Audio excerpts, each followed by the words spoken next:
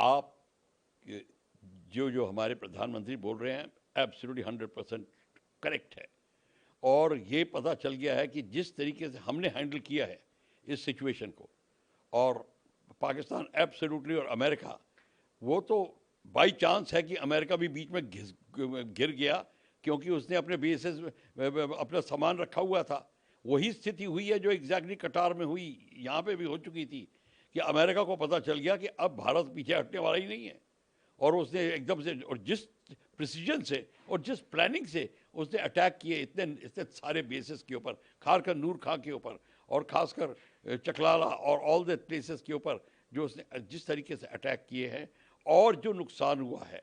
अब सुनने में आया है कि अमेरिका के अपने भी इंटरेस्ट वहाँ दबे हुए थे उनके ऑर्डिनेंस डिपो के अंदर, अंडरग्राउंड उसमें।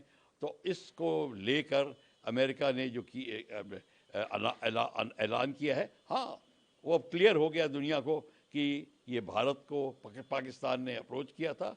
अमेरिका ने उसको कहा था कि पाकिस्तान को कि करो, क्योंकि अमेरिका दबा हुआ था। ये देखिए बड़ी अजीब बात हो रही है इस समय। अमेरिका का जो जो है फेस है वो डाउन होता जा रहा है।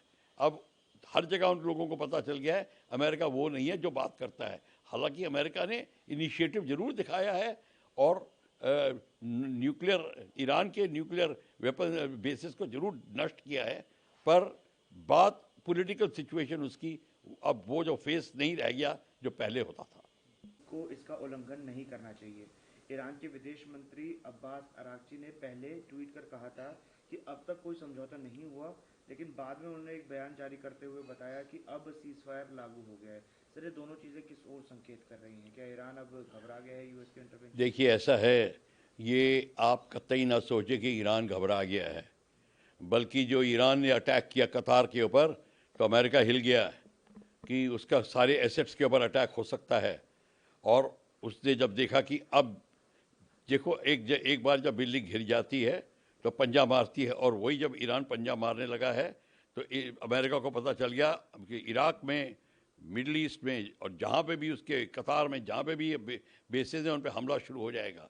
और हूती और हमास जो अभी संभले बैठे थे वो भी बीच में आ जाएंगे। तो इसलिए अमेरिका ने एकदम से वही ट्वीट किया कि मैं सीज फायर करवाना चाहता हूँ। खमीनी सीज फायर की इंतज़ार कर रहा था, पर वो फेस सेविंग के लिए कर रहा था। वो ये नहीं कि माफ़ी मांगेगा कुछ, पर वो चाहता था कि ऐसी जब हो बात, मतलब सांप भी मर जाए लाठी भी ना टूटे, लड़ाई भी रुक जाए, उसे माफ़ी भी ना मांगनी पड़े, और वही हुआ।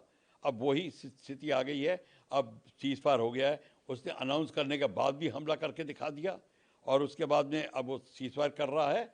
और उसके बाद में आप मान के चलिए कि खमीनी को भी पता चल गया है कि उसके भी दिन, पॉलिटिकल जो लाइफ है अब बड़ी कम रह गई है ईरान में, और वो भी किसी तरीके से खिसकना चाहता है सीन से। तो वो भी बहाना ढूंढ रहा था, तो उसको भी बहाना मिल गया है। तो ये है असली गेम।